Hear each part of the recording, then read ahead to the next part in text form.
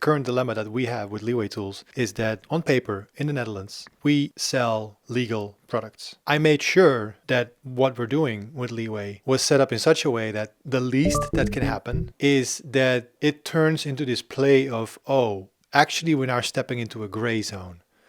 But gray is not fully illegal. By talking with a lawyer and talking with a journalist. This was in the summer of 2020. I did pretty long interviews, and there I learned what's up. Based on that, I then started product development. So on paper, it's legal. We pay taxes. Everything is registered. Chamber of Commerce registration. It's all over-the-counter business. The big issue is with the communication of Leeway tools. YouTube, MailChimp, Instagram, Shopify. It's all American-based companies and platforms with very specific community guidelines. In October 2022, my previous YouTube account, Matthijs Ideas, got removed in its entirety, just completely deleted because of violation of those community guidelines. I mean, if you break it down, looked at it from an American perspective, maybe yes. But again, running a fully Chamber of Commerce registered tax-paying company here.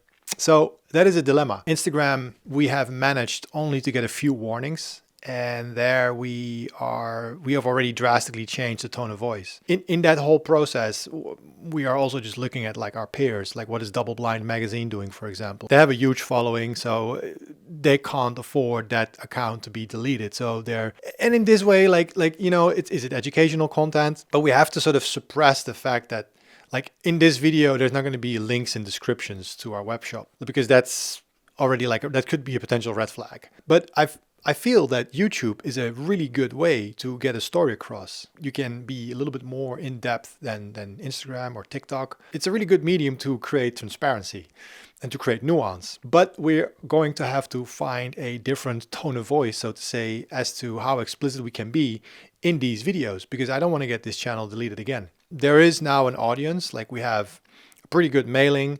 The Instagram account is sort of doing what it should be doing. So YouTube is just another platform to add to that, right? And because we don't want to do advertisement. We want to stick to this organic growth. Also because advertisement will just open up a whole nother box of Pandora of like really tricky shit because, again, the same thing, like legal in the Netherlands, but the platforms might think otherwise. So an obvious thing to do would be to leaning more on educational content, to dive deeper into the science behind what it is that, we're working with without explicitly saying like these are the products.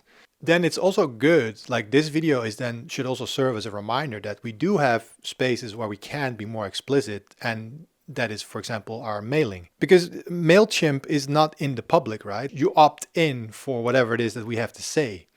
So there we can be explicit about everything that we do. Another space that is even more so a safe space, I would say, is the Telegram group. It's a private group, so you can only get access if you purchase our products, and it's a safe space. So Telegram allows also for you to come into that group to, for example, hide your phone number.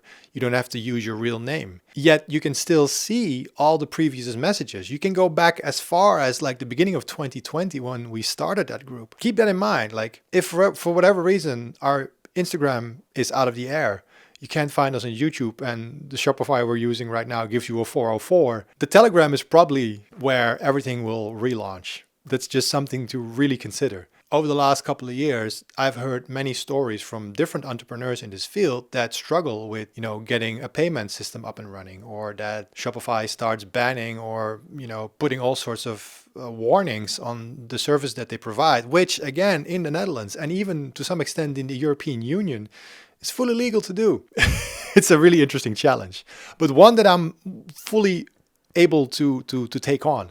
So yeah, long story short, Instagram and YouTube, those will probably be focused more on educational content because we simply can't be as explicit as we would like to be, because then we would probably get kicked off the platform again.